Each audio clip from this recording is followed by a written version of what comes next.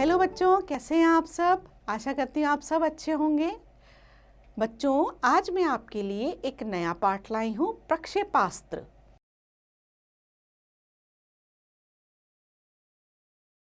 विपुल और सोनिया घर के बगीचे में बैठे हुए बातचीत कर रहे थे।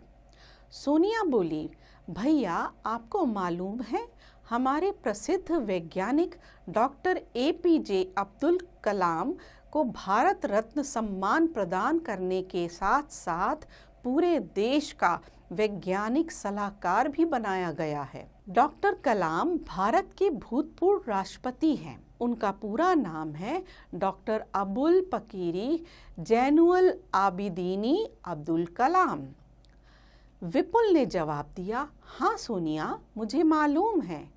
तुम जानती हो कि वैज्ञानिक डॉक्टर अब्दुल कलाम को यह सम्मान भारत के प्रक्षेपास्त्र विकसित करने के लिए दिया गया है। उन्हें भारत का मिसाइल पुरुष कहा जाता है। भैया, हमें इस विषय पर कुछ बताइए, सोनिया ने कहा। विपुल बोला, कौन से विषय पर सोनिया? सोनिया कहने लगी, भैया आज आप हमें प्रक्षेपास्त्रों के विषय में कुछ बताइए। विपुल, हाँ सोनिया, यह बात तुमने ठीक कही। मैंने पिछले दिनों प्रक्षेपास्त्रों के विषय में बहुत सी पत्र पत्रिकाओं में पढ़ा है। यह तो तुम भली भांति जानती हो कि हमारा भारत एक शांति प्रिय देश है, परंतु जब कोई अन्य देश इस पर आक्रमण करता है तो इसे मुंह की खानी पड़ती है। तभी सोनिया बोली, हाँ भैया, यह बात तो बिल्कुल ठीक है।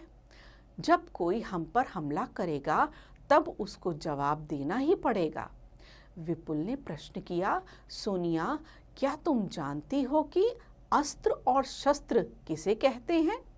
सोनिया, हाँ भैया, मेरी समझ में अस्त्रों को युद्ध के समय शत्रु के ऊपर फेंककर प्रहार किया जाता है, जैसे भाला, हथगोला आदि, जबकि शस्त्र हाथ से चलाए जाते हैं, जैसे तलवार, बंदूक आदि। विपुल, हाँ सोनिया, तुमने बिल्कुल ठीक समझा। लेकिन आज जो युद्ध लड़े जाते हैं उनमें आधुनिक अर्थात नई तकनीक के बने हथियार उपयोग में लाए जाते हैं। आज अमेरिका और रूस जैसे विकसित देशों में रॉकेट और मिसाइलों का निर्माण हो चुका है। अमेरिका के पास तो ऐसी ऐसी मिसाइलें हैं जो बटन दबाते ही दूसरे देशों पर बमबारी कर उन्हें हानि पहुंचा सकती है।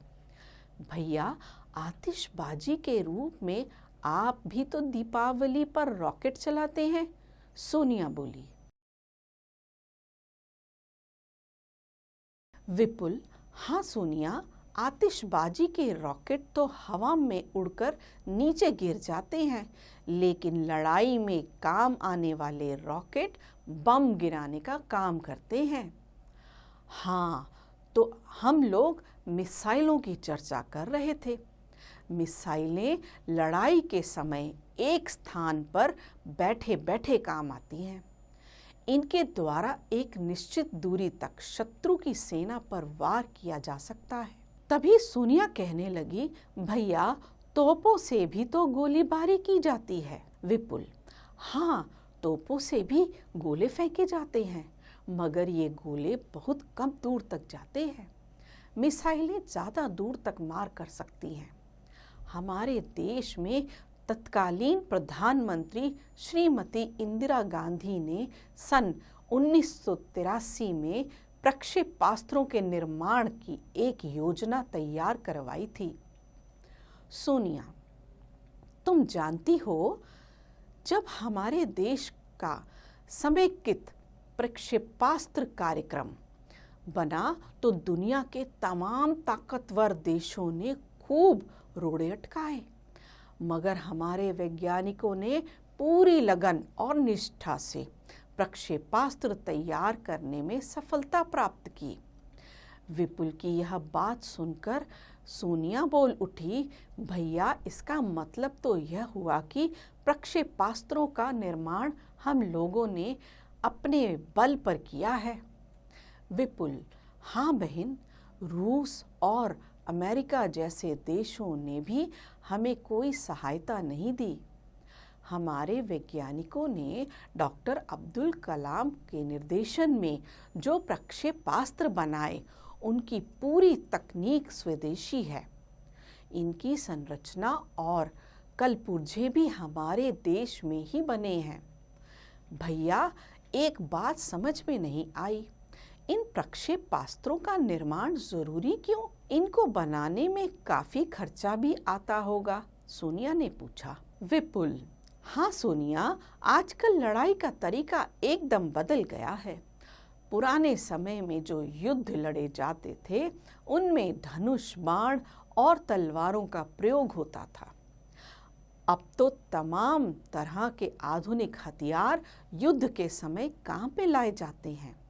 तुम्हें मालूम होना चाहिए कि प्रत्येक देश अपनी सुरक्षा व्यवस्था करता है। हमारे देश में भी प्रक्षेपास्त्रों का निर्माण इसीलिए जरूरी हो गया था। जहां तक तुमने खर्च की बात पूछी है, तो प्रक्षेपास्त्रों के निर्माण में लाखों करोड़ों रुपए खर्च आता है, लेकिन किसी भी देश की सुरक्षा के लिए यह जरूरी है। आओ अब मैं तुम्हें अपने देश में विकसित मिसाइलों के बारे में बताता हूँ। सबसे पहले पृथ्वी प्रक्षेपास्त्र के विषय में जान लो। यह सर्वश्रेष्ठ तकनीक से बना है जो धरती से धरती पर प्रहार कर सकता है। इसकी मारक क्षमता 150 से 250 किलोमीटर तक है। पृथ्वी नाम की इस मिसाइल में दुश्मनों के अड्डों को समाप्त करने की अद्भुत क्षमता है। इसी तरह एक और मिसाइल बनाई गई जिसका नाम अग्नि रखा गया है। भैया, अग्नि मिसाइल के बारे में तो काफी जानकारी पिछले समय अखबारों में आई थी, सोनिया ने कहा। विपुल, हाँ सोनिया, अग्नि नाम का प्रक्षेपास्त्र मध्यम दूरी तक अपना प्रहार कर सकता है। इसमें 1 टन तक विस्फोटक सामग्री भरी जा सकती है। हैदराबाद के रक्षा एवं उत्थान संस्थान ने इसको बनाया है। इसके निर्माण में लगभग 400 वैज्ञानिकों ने सहयोग दिया। 21 मीटर लंबे इस प्रक्षेपास्त्र का भार 19 टन है। यह 2100 किलोमीटर तक प्रहार कर सकता है। अभी सोनिया और विपुल की बातचीत चल ही रही थी, तभी उनके पिताजी आ गए। वे बोले, तुम लोग बड़ी देर से किस विषय पर चर्चा कर रहे हो? सोनिया ने जवाब दिया, बाबूजी, भैया हमें मिसाइलों के बारे में बता रहे हैं। अब आप हमें इनके विषय में कुछ बताइए। ठीक है, अब मैं भी तुम्हें मिसाइलों के बारे में कुछ बताता हूँ, पिताजी बोले। तभी विपुल ने कहा, बाबूजी, आप हमें पृथ्वी और अग्नि के बाद बनने वाली मिसाइलों के बारे में बताइए। बाबूजी, बच्चों, तुम्हें यह तो पता ही होगा कि प्रक्षेपास्त्र लड़ाई के समय एक निर्धारित लक्ष्य या निशाना साधकर प्रहार करने वाला आधुनिकतम हथियार है। इसके निर्माण में कुछ ही देश सफल हुए हैं। तभी विपुल बोल उठा, बाबूजी, हमारा देश तो अब 5-5 मिसाइलों वाला देश बन गया है। बाबूजी, हाँ विपुल, हमारे देश के वैज्ञानिकों की तारीफ करनी चाहिए। उन्होंने पृथ्वी और अग्नि के बाद आकाश, त्रिशूल और नाग नाम से 3 मिसाइलें और तैयार की हैं। आओ अब हम इनके विषय में जानते हैं। आकाश नामक मिसाइल सतह से हवा में मार करने में सक्षम है। इसकी मारक क्षमता लगभग 27 किलोमीटर तक है। इसी तरह त्रिशूल नाम से एक अन्य मिसाइल बनी है जो हवा में मार करके शत्रुओं के ठिकाने नष्ट कर सकती है। यह कम दूरी तक प्रहार करती है, यानी केवल 500 मीटर से 9 किलोमीटर तक। तभी सोनिया बोल उठी, बाबूजी, ये मिसाइलें किस तरह से संचालित होती हैं?